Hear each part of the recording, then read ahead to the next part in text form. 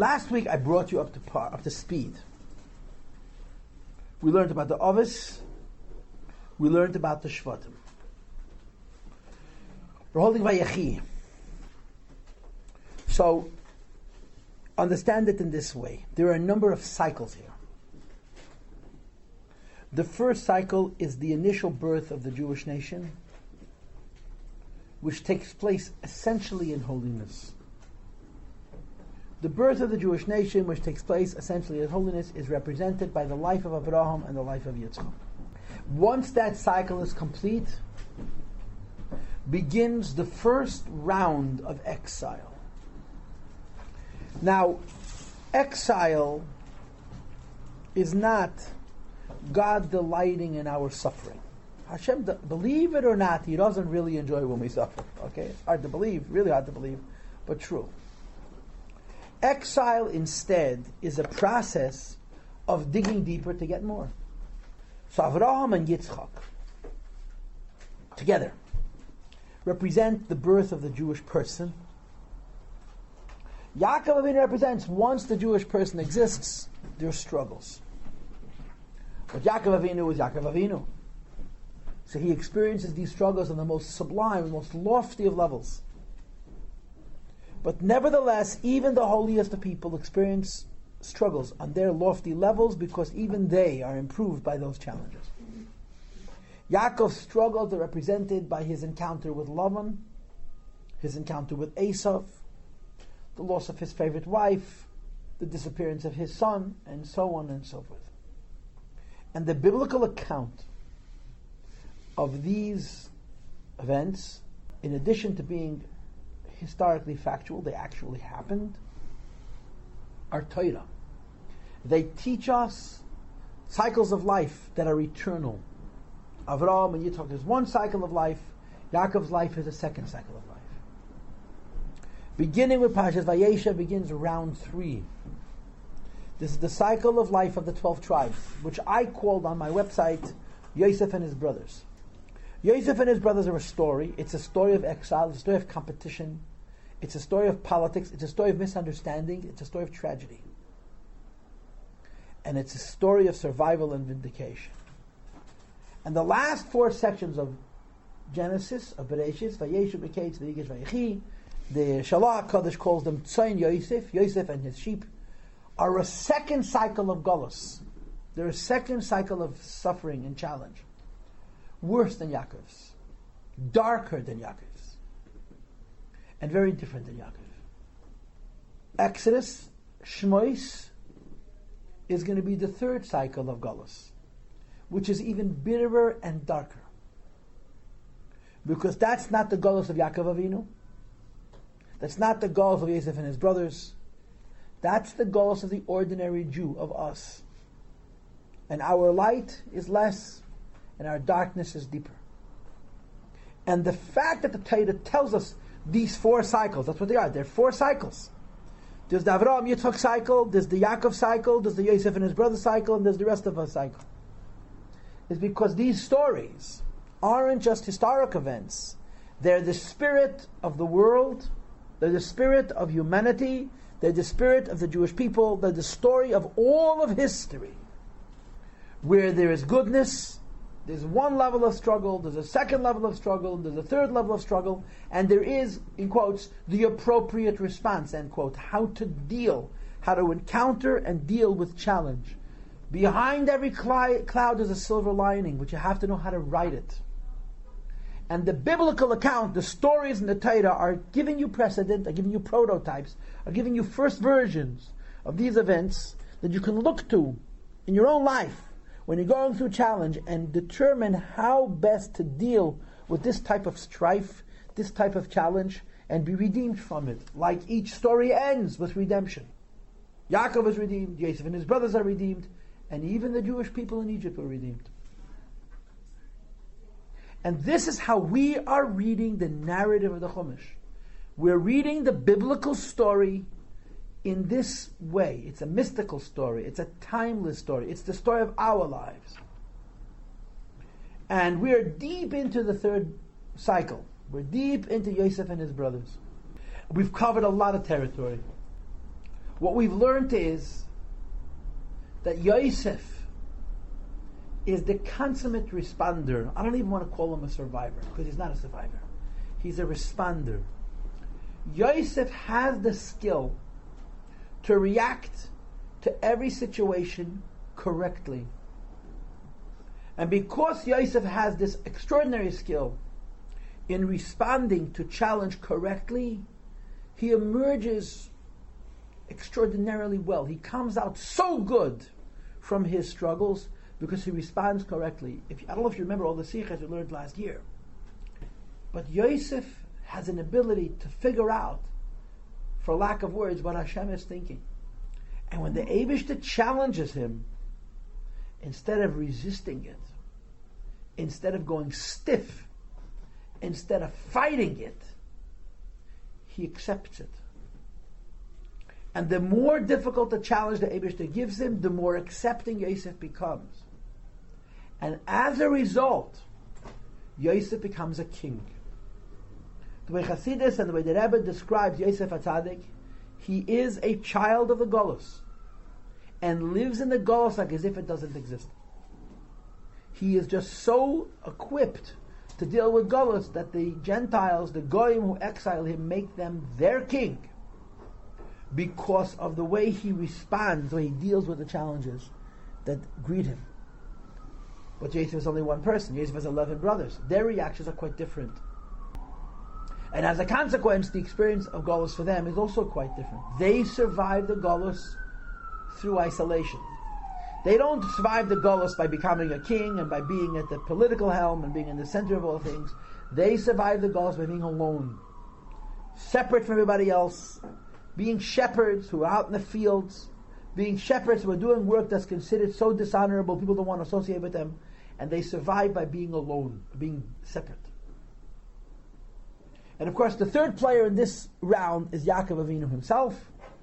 We're going to visit Yaakov Avinu with Hashem in later Sichos, but the short version of it is Yaakov Avinu is not in Golus. Jacob, our father, is not in exile at all. His exiles were Vayetze and Vayishlach. His exiles were his uncle, his father-in-law, and his brother. He's sitting in Mitzrayim, and to him it's all Geula, it's all Mashiach. And he sees clearly the end. He sees clearly the plan, the pattern, and the end. And you'll see in a later Sikha, one of the most interesting moments in Pashas Vayechi, which is where we're beginning, is Yaakov wants to tell his children when the Geula is going to happen, and the Eibishter takes away his knowledge, takes away his prophecy. And the message of that story is God is saying to Yaakov Avinu, you know why you know when this is going to end? Because it's not happening to you.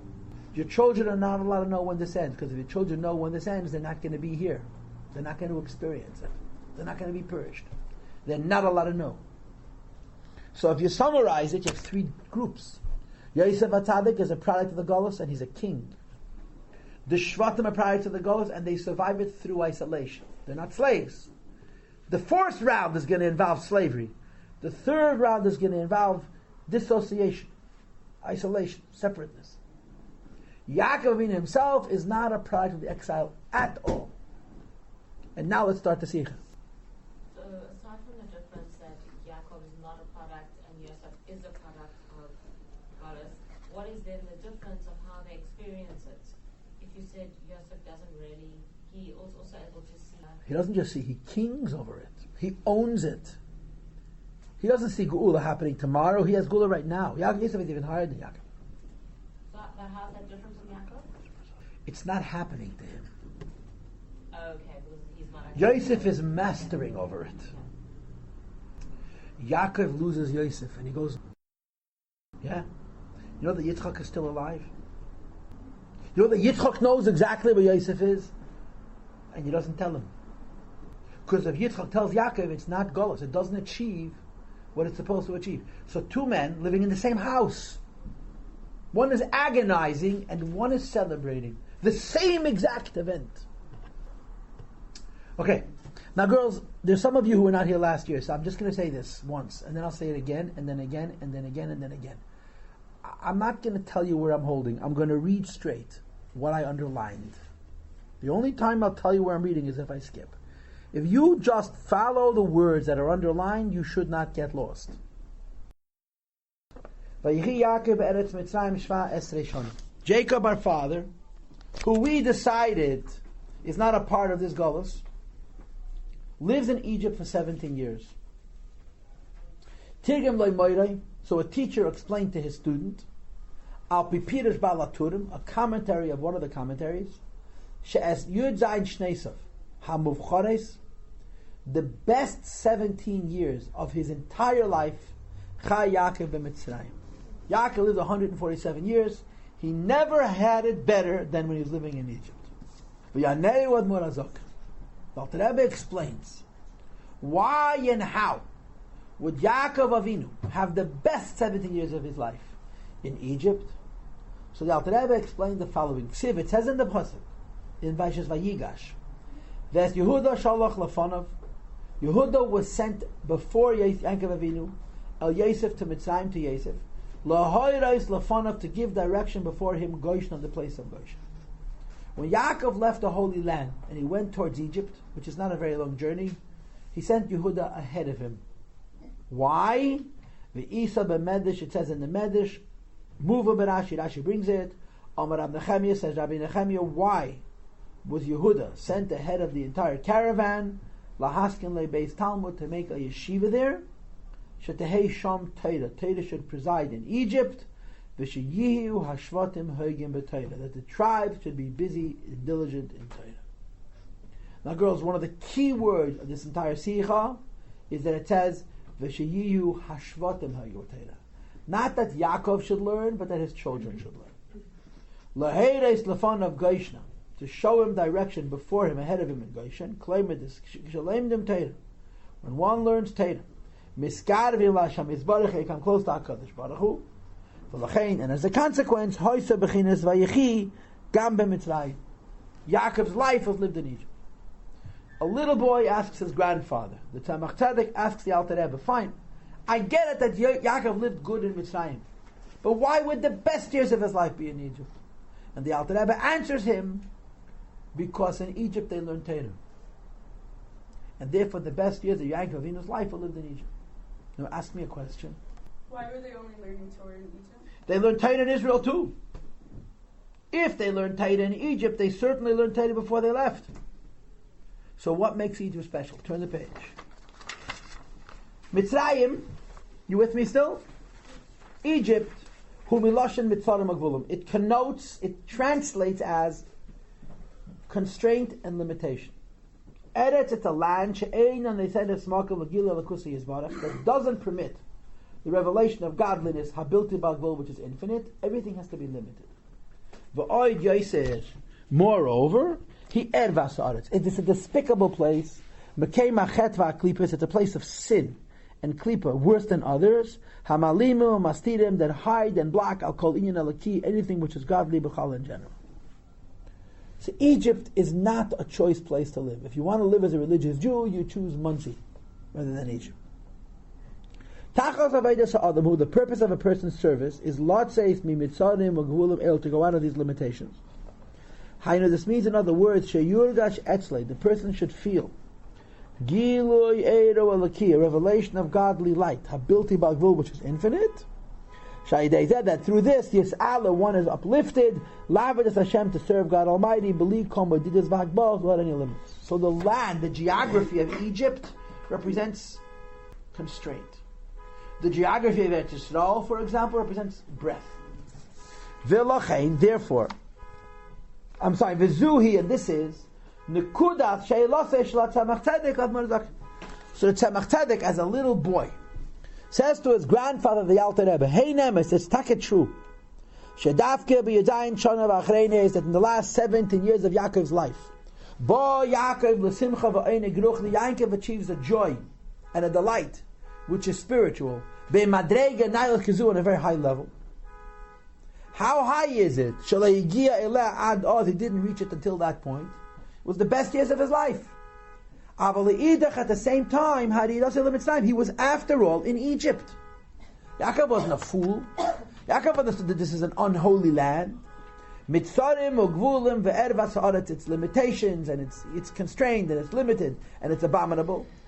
And therefore, Payelis Helam v'Hester, it should hide and block, at least in part, B'tachlus shleimus avedasa yizbarach, and the wholeness and the completeness and the perfection and the peacefulness of his service HaKadosh Baruch Hu, which is lotzeis lagamri me'agbalas ha'elam, to go out of limitations of the world. A person's job, a Jew's job, is to become infinite. So how could Yaakov achieve infinity in a place that represents constraint? Ki im hergesh al Likutei Sichos, the job of a person is to experience godliness, shalamayla min hateva, which is above nature. Umitzad zeh, and therefore the question is, eich efsher, how is it possible, sheshneis chayev avedasei b'Mitzrayim, that the years of his life and his service in Egypt, nikru mifchash neisav, are called his choicest years, but it's a land of constraint. I get it. Yaakov's life was hard. I get it. A tzaddik at the end of his life is finished with all struggles and life is great. But you can't make believe that Mitzrayim is the Beis HaMikdash. It isn't. I get it. Yaakov is old. He'd lived a long time, struggled through many things, won all of his battles, was now free in the spiritual sense of the word. But after all, it's Egypt. How can Egypt not only help Yaakov deal with his golden years, but how could Egypt give Yaakov Avinu his favorite years? How could a land of constraint and limitation provide Yaakov Avinu with this favor? Question is clear, I trust. And we continue to read. The Alter Rebbe's answer is, Yaakov Hisken Leibeis Talmud, Yaakov made a yeshiva in Mitzrayim. Now, so, yeshiva in Israel too. If Israel is a holy land, and Mitzrayim is an unholy land, that a yeshiva here, yeshiva there, how would the yeshiva in Bavel be greater than the yeshiva in Israel? V'atam, why is this? Teira mushreshes batzmusi is berech. Teira is omad HaKadosh Baruch with Hashem.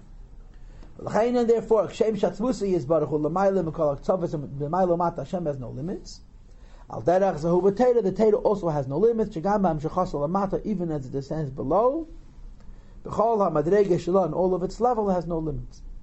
Harehu b'bechinas bli gvul, it's unlimited. V'lachein, next paragraph, and therefore, B'keach halimud v'adveikas b'teira.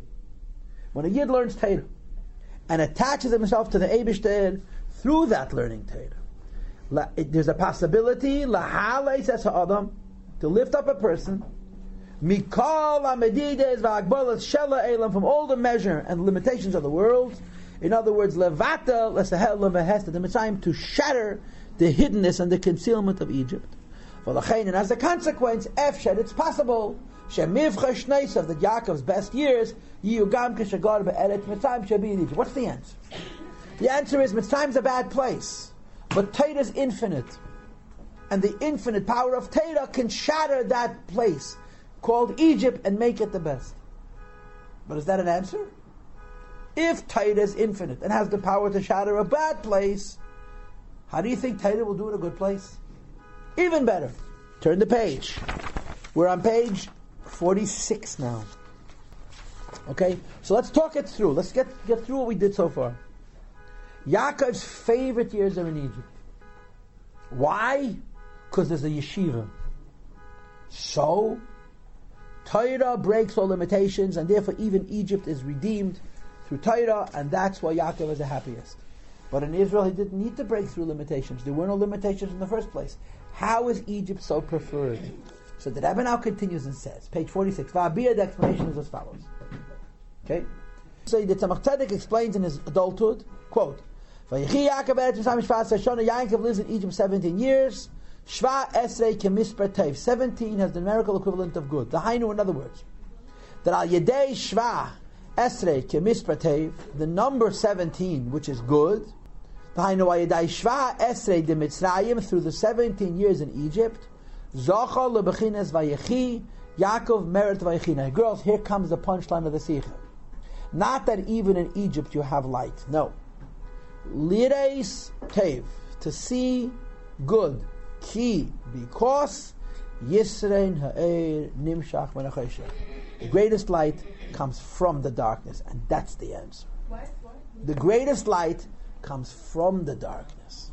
It isn't light in spite of the darkness. It's light because of the darkness.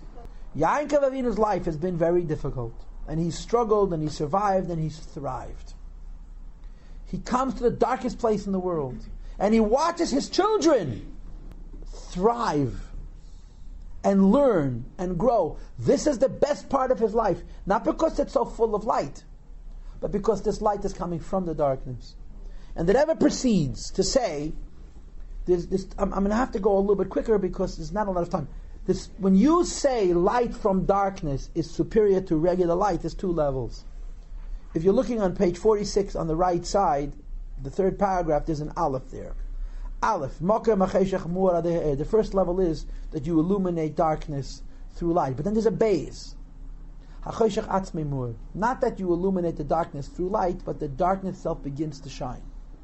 The darkness is transformed to light. Yaakov comes to Egypt. And as the Rebbe explains in this Sikha, what Yaakov is so excited about is not that he's able to learn, but that his children are learning. And the nature of their learning is that not only are they learning in spite of the darkness, not only they're learning in such a way where the darkness becomes light, their darkness itself is the struggle itself is basis for their achievement. Okay, second column, page 46. Vayechi Yaakov eretz Mitzrayim. Yaakov lives in Egypt. In other words, Sha'yedei hayerid Mitzrayim, only because he's in Egypt, Zochar lebechinas vayechi, could he live on this level. Why? Because it's hanimshach min ha'chayshech. Yaakov cannot have this unless it comes from darkness. And therefore there is something very interesting. What does Rashi say? Yaakov sends Yehuda ahead of him to build the yeshiva, so that who should learn? The Shvatim. Why does he say that? Because for Yaakov to learn in Egypt is no big deal. For the Shvatim to learn in Egypt is a big deal. Because the Shvatim are affected by Mitzrayim. They're products of the Golos. What makes Mitzrayim special to Yaakov is not that there's Torah also in Mitzrayim. No. But that the Torah of Mitzrayim comes from Mitzrayim. And this transformation of darkness itself to light is what makes Yaakov's life so, so special. Page 46, second paragraph from the bottom. The Hine. Ha'aves heim bechinas atzilas. The Aves on the level of atzilas. Va'ashvatim, while the children of the Aves, Meloshan Hamshacha Kamei Kavod, the Chuch the Shavit, is beyond the lower worlds. To live in atzilas and be in the light is no big deal. To live in Bria and be in light is a big deal. Next paragraph. Maybe at Morazokim Medrash, the Rebbe says the Medrash. V'sheyihiyu hashvatim hegebatera. Yaakov is happy not because he could learn, but because his children are learning in fact. The Shvatim are from the lower world, which are Almud, the worlds of separation. And a place of darkness. When they learn, nevertheless, they bring light to darkness itself. And that's the point. Yaakov lives in light. Yaakov goes to Egypt and he continues having light. Why is it the happiest time? Because he doesn't only have light because of who he is, he has light because of his children. His children are susceptible and vulnerable to the darkness. And yet they create a light. That light comes from the darkness itself. Yaakov never had such an experience in his entire life. And the Rebbe goes on to say how we don't look for trouble. In life it's not a mitzvah to look for darkness. But when darkness finds you, and you overcome it, you achieve the maximum madreg. Okay, I'm stopping here. Will the Rabbi go on to explain afterwards how the Shvatim got so far into darkness and really into darkness, and that's how we The Sikh is quite concise. He just says the Shvatim are in the lower worlds, and therefore wherever they are, they get sucked into the world in which they find themselves. Since they're at a lower level, the world conquers them, so to speak. He doesn't delve into the specifics of it. He says, but for them, the darkness of the world was real. And therefore, their overcoming it was a big deal. The Rebbe goes into the idea that we don't look for trouble, but when trouble finds us, we celebrate it. Yaakov is in Mitzrayim. In Mitzrayim, there's darkness. So therefore, he celebrates this darkness. And the Rebbe also talks a little bit about tshuva. Okay, about tshuva, correcting sin. So next week is the new Sikha, and I will see you then. Good Shabbos.